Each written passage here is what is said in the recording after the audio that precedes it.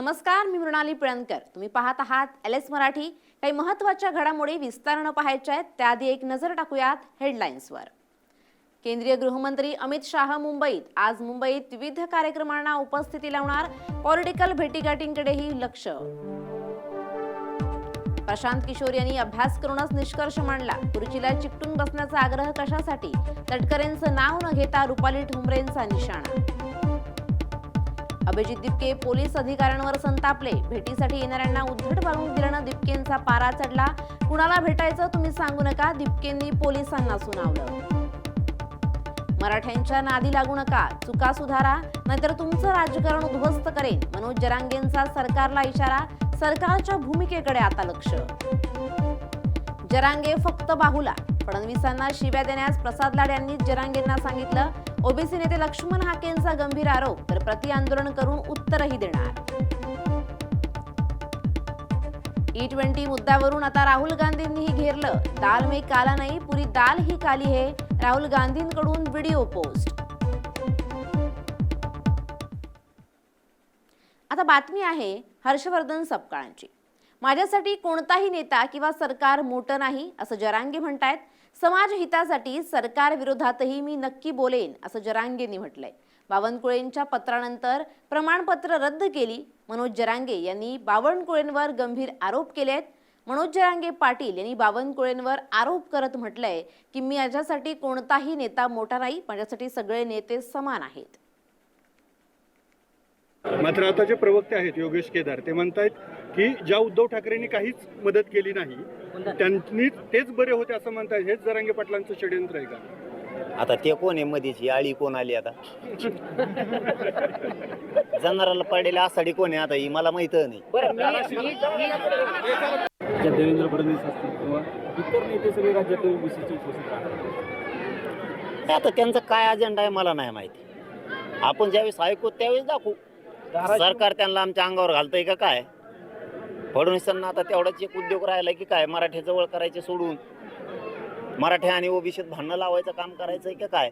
मी 1 वर्षात फडणवीस साहेबाला बोललो का मुंबईहून आल्यापासून शिंदे साहेबाला, पण चूक केल्यावर नाही सोडू शकत. माझ्यासाठी सरकारपेक्षा मराठा मोठा आहे. बाळासाहेब भवनीत जी बैठक झाली त्याच्यावर तुम्ही काय करतात? नेते विश्वासात घेत नाहीत किंवा ज्यांचं कौतुक केलं त्यांच्यावरही परत तुमच्या आगपाकड होते. कुठंतरी मनोज जरांगे पाटलांना आता राजकीय पर्याय उभा करणं गरजेचं आहे का हे सगळं आंदोलन पुढे घेऊन जाण्यासाठी?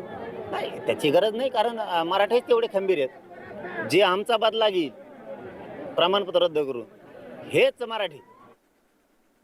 आता बातमी आहे गडचिरोलीमधून.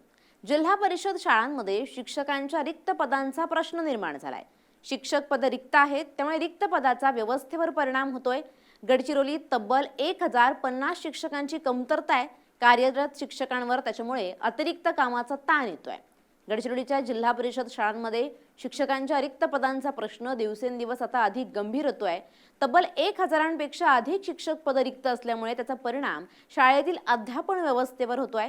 जिल्हा परिषदेच्या एकूण 1464 शाळा आहेत आणि या शाळांसाठी 3790 शिक्षक पद मंजूर आहेत. मात्र त्यापैकी केवळ 2740 शिक्षक नियमितपणे कार्यरत आहेत.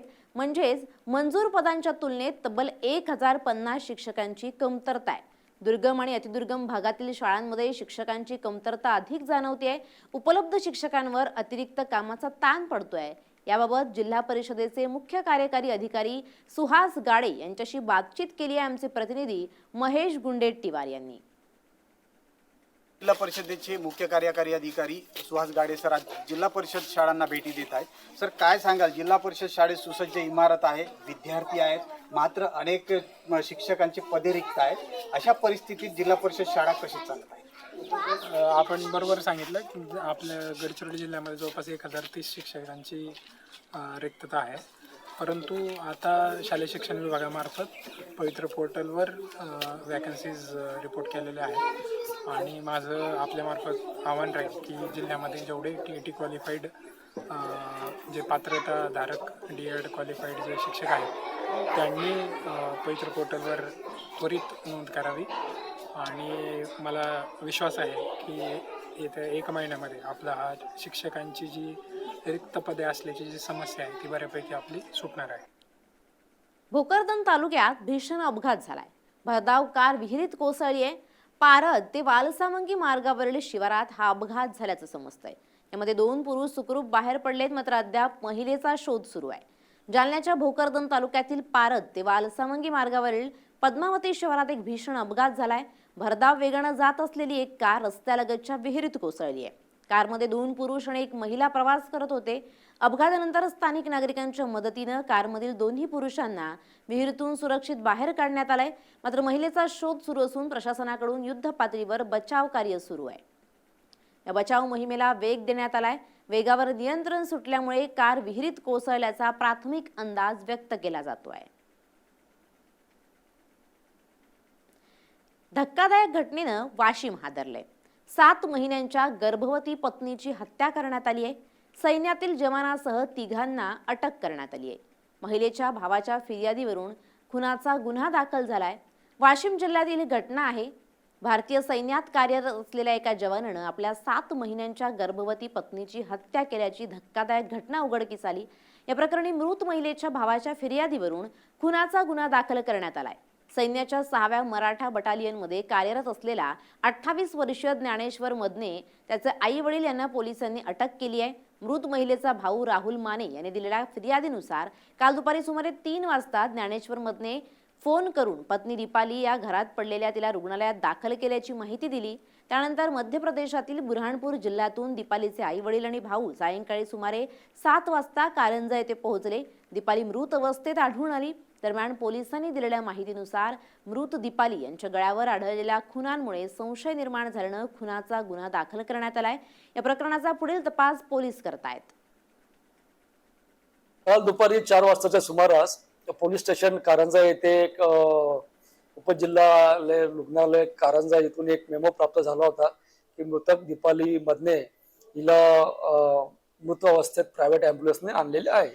यावरून आमचे ड्युटी ऑफिसर रुग्णालयामध्ये गेले असता त्यांना थोडा संशय आला. त्यानंतर आमचे पोलीस निरीक्षक पी.आय. चोरे यांची टीम तिथे पी.आय. चोरे सर त्यांची टीम गेली आणि त्यांनी आम्हाला कळवल्यावर आम्ही पण तिथे पोहोचलो. एकंदर तिथे तिच्या गळ्यावरचे व्रण बघता प्राथमिक अंदाज आम्हाला आलेला होता. त्या अन्वये तिच्या भावाला, जो तिचा भाऊ आहे दीपालीचा माने नावाचा, हे नातेवाईक आमच्याकडे पोलीस स्टेशनला आले.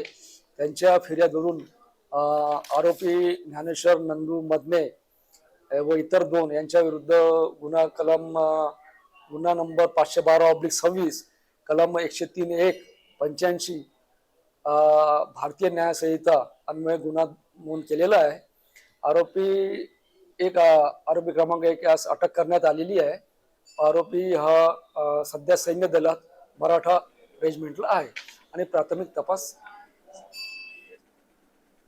जालन्याच्या भोकरदनमध्ये एकाचा मृत्यू झालाय आणि 4 जण जखमी झालेत. नवीन इमारतीच्या बांधकामादरम्यान ही भीषण दुर्घटना घडली आहे. जखमींपैकी एकाची प्रकृती गंभीर असल्याची प्राथमिक माहिती समोर येते. राजकुवर महाविद्यालयाच्या नवीन इमारतीचं बांधकाम सुरू होतं. अडकलेल्या मजुरांना जेसीबीच्या सहाय्यानं बाहेर काढण्यात आलंय. जालन्याच्या भोकरदनमध्ये राजकुवर महाविद्यालयाच्या नवीन इमारतीच्या बांधकामादरम्यान भीषण दुर्घटना घडली आहे. बांधकाम सुरू असताना स्लॅब कोसळला आणि 1 मजुराचा मृत्यू झालाय तर 4 मजूर गंभीर जखमी आहेत. या जखमींपैकी एकाची प्रकृती गंभीर असल्याची प्राथमिक माहिती समोर आली आहे. या घटनेमुळे एकच खळबळ उडाली आहे. राजकुमार महाविद्यालयाच्या नवीन इमारतीचं बांधकाम सुरू असताना अचानक स्लॅबचा काही भाग कोसळला आणि त्यावेळी अनेक मजूर काम करत होते. मजूर अडकल्यानं घटनास्थळी एकच गोंधळ उडाला. बांधकामावरील इतर कामगार आणि संबंधित यंत्रणा तातडीनं घटनास्थळी दाखल झाल्या आणि नागरिकांनी जीवाची पर्वा न करता मोठ्या शर्तीनं प्रयत्न करत मलब्याखाली अडकलेल्या जखमींना बाहेर काढलंय.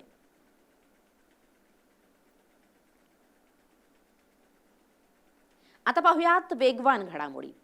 गडचिरोलीत शेतकरी शिष्टमंडळानं घेतली केंद्रीय राज्यमंत्री मुरलीधर मोहोळ यांची भेट. प्रस्तावित विमानतळासाठी सुपीक जमिनीचं अधिग्रहण करू नये अशी मागणी करण्यात आल्याची माहिती समोर.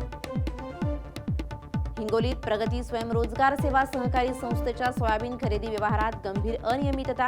संस्थेविरुद्ध फौजदारी गुन्हा दाखल करण्याचे आदेश. LS मराठीनं बातमी दाखवल्यानंतर प्रशासनाकडून करण्यात आली कारवाई. अमरावतीच्या भातुकलीत कृषी केंद्राचा मनमानी कारभार. साठा असूनही शेतकऱ्यांना खत नाकारल्याचा आरोप. संबंधित कृषी विभागानं तातडीनं चौकशी करून दोषींवर कारवाई करण्याची जोरदार मागणी. छत्रपती संभाजीनगरमध्ये अभिजित दिपकेंच्या घराबाहेर सीआयडी पोलिसांची निगराणी. दिपकेंचा गंभीर आरोप.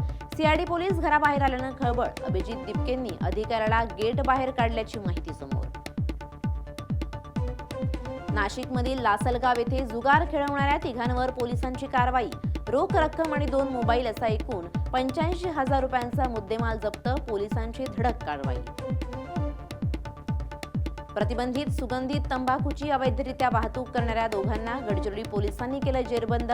एकूण 9,72,725 रुपयांचा मुद्देमाल जप्त झाल्याची माहिती. यवतमाळच्या पुसदमध्ये कागदपत्र आणण्याच्या कारणावरून वाद. व्यक्तीवर प्राणघातक हल्ला. लाकडी काठीनंही मारहाण. या विरोधात दोघांवर पोलीस ठाण्यात गुन्हा दाखल. यवतमाळच्या कळंबमध्ये महावितरणची वीज तार लंपास. वीज वाहिनीची अंदाजे 15,000 रुपयांची तार चोरीला गेल्याची माहिती. पोलीस ठाण्यात या प्रकरणी गुन्हा दाखल. पोलिसांकडून अधिकचा तपास सुरू. छत्रपती संभाजीनगरमध्ये विटा घेऊन जाणाऱ्या टेम्पोची एका वाहनाला धडक. चालक वाहक किरकोळ जखमी. सुदैवानं अपघातात कोणतीही जीवितहानी झाली नाही. बीडमध्ये एफडीएची धडक कारवाई. स्वागत ऑइल इंडस्ट्रीजमधील 101.5 कोटींचं किलोहून अधिक खाद्यतेल जप्त. परवाना तात्काळ निलंबित. या होत्या आताच्या घडीच्या काही महत्त्वाच्या बातम्या. अशाच महत्त्वाच्या बातम्यांसाठी तुम्ही पाहत रहा LS मराठी.